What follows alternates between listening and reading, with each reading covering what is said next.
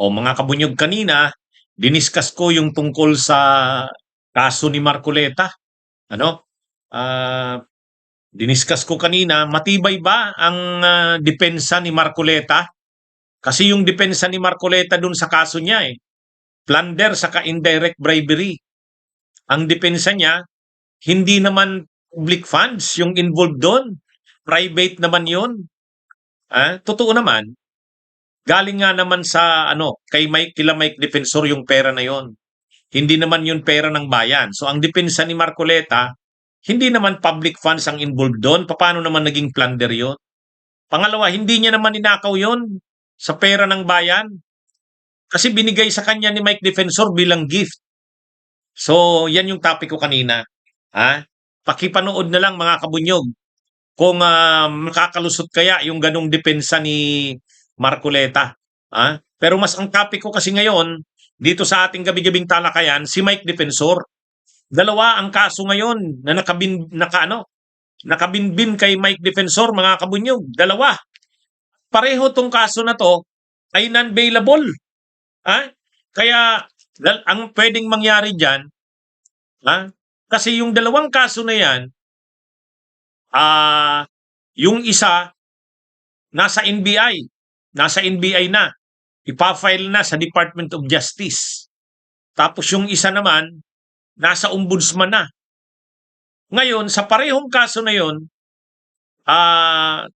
kapag natuloy ang kaso na yon, pwedeng dalawa yung kaso na yon pareho matuloy. Ibig sabihin, dalawang plunder. Yung kaso kasi niya sa isa, hindi yung isa plunder, yung nasa ombudsman. Yung nasa NBI naman na ipa-file na sa DOJ, qualified. Qualified human trafficking yun. Ngayon, anong pwedeng kalalabasan yan? Pwedeng yung dalawang kaso na yun ay matuloy sa korte, ibig sabihin dalawang kasong non-bailable ang haharapin niya. Pwedeng isa lang. Pwedeng halimbawa yung plunder matuluyan siya doon, yung qualified human trafficking hindi. Or pwedeng yung qualified human trafficking ang mag-prosper, yung plunder hindi. Or pwede ring pareho ma-dismiss yung dalawa. O yan mga kabunyog. Yan yung mga scenarios dyan.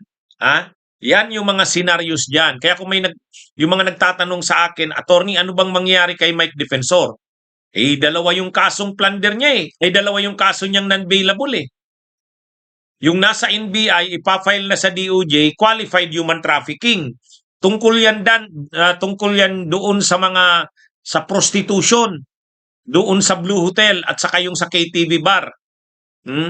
Ano yon? Qualified human trafficking yon. Non-bailable yan. Tandaan naman natin, ang qualified human trafficking, yan yung kaso ni Kibuloy. Yan din yung kaso ni Roque. Qualified human trafficking. At yung isa, plunder, yun yung co-accused niya dyan, si Marcoleta. Bakit naman plunder? Nagbigay siya ng gift kay Nagbigay siya ng gift kay Marcoleta sa panahong public officer pa ito, public official pa, congressman. At ang total ng binigay na pera ay 75 million. Series yun, combination of acts. Kaya pasok sa plunder. So kapag siya doon, natuloy yun sa pagsampa sa Sandigan Bayan, non-bailable din yun. Kaya ang posible kay Mike Defensor, una, ulitin ko, posibleng yung dalawa, yung qualified human trafficking at saka plunder ay parehong tumuloy-tuloy. Sa kasong yon, dalawang non-bailable ang maano sa kanya. Pwede rin na yung isa lang. Halimbawa, yung plunder lang ang matuloy, qualified human trafficking ma-dismiss. Or, yung qualified human trafficking ang matuloy, yung plunder ang ma-dismiss. In that case, kulong pa rin siya kasi non-bailable.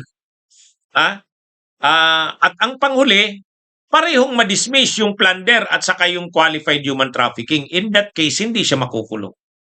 So, sa mga scenarios na yun na sinasabi ko, mukhang mahirap yung mas marami yung posibilidad na makulong siya kasi una, posibleng yung dalawang kaso, qualified human trafficking at plunder, parehong mag-prosper. Or, isa lang mag-prosper, plunder, dismiss ang qualified human trafficking. or yung qualified human trafficking ang mag-prosper, dismiss ang plunder, kulong pa rin siya, non-bailable. Ha? Oh. Kaya yan mga kabunyog, mga kababayan. Yan yung problema ni Mike, defensor. Ha? At saka, ang problema doon, hindi naman gawa-gawa yung mga kaso eh. Hindi ito gawa-gawang mga kaso. Hindi ito inimbintong kaso. Ha? Mga kabunyog, mga kababayan. Kaya ano ito, medyo kailangan talagang harapin ito ni Mike Defensor ng maayos.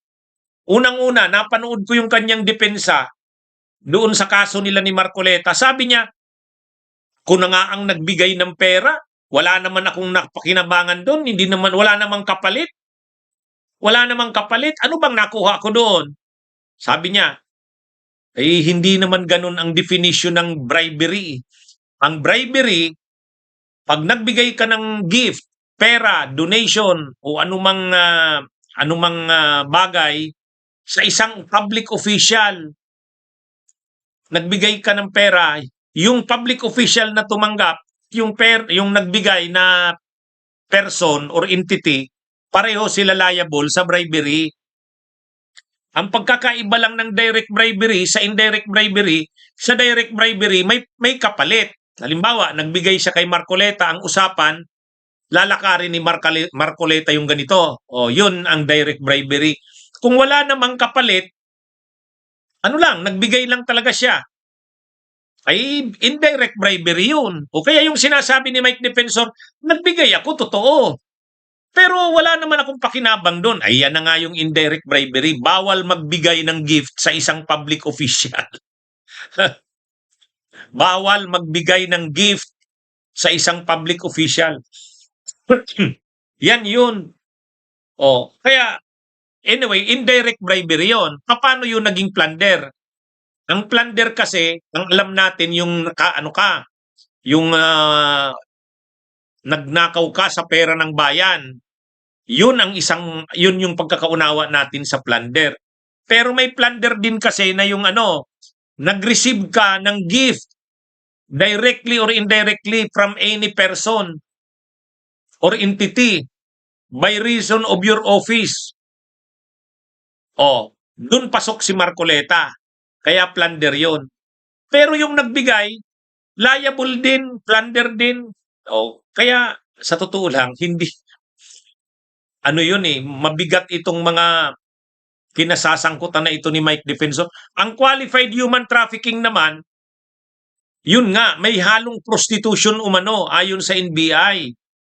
Hindi sila, Mike, simpleng may-ari ng building, pinaparenta nila. Hindi. May mga testigo at ebidensya daw na si Mike Defensor aktibo doon.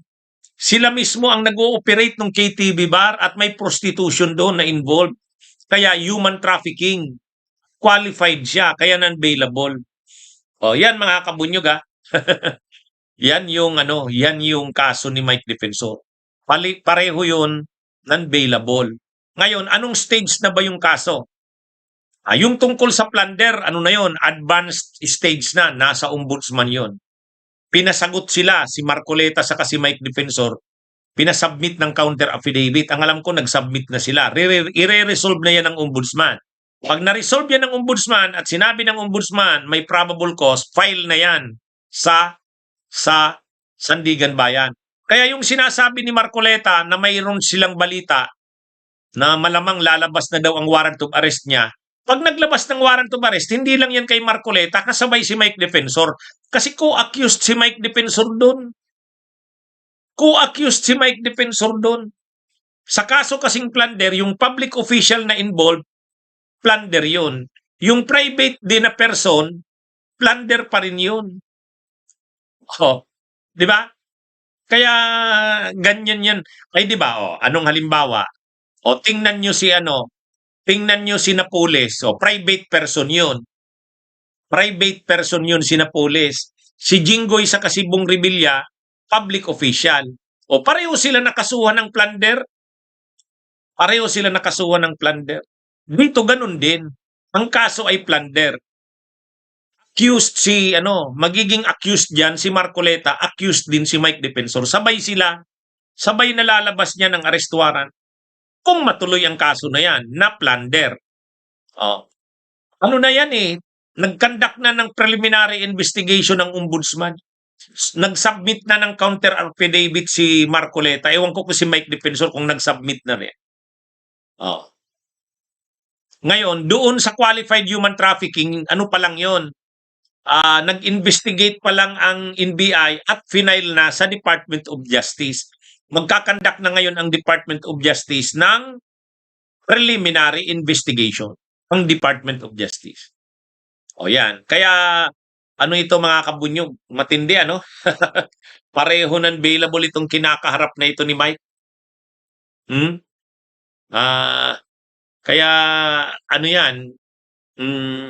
Iba pa yung cyber libel. May kaso yata ito rin na cyber libel si Mike eh, dahil dun sa Malita Boys eh. Di ba? Kasi siya yung ang handler nun. Siya ang handler nun. Mukhang may kaso din siya doon na cyber libel. Pero yung kung cyber libel man yan, ano yan, bailable yan. Ang talagang non-bailable yung qualified human trafficking at saka plunder. Okay? Mga kabunyog, mga kababayan, magandang araw sa inyong lahat. Mabuhay po tayo. Bunyog, bunyog, halikan na kasama ka. Bunyog, kapag buklod ay may pag-asa. Luzon, Visayas, Mindanao, isa ang pananaw. Sa bagong Pilipinas ang bunyog isisigaw.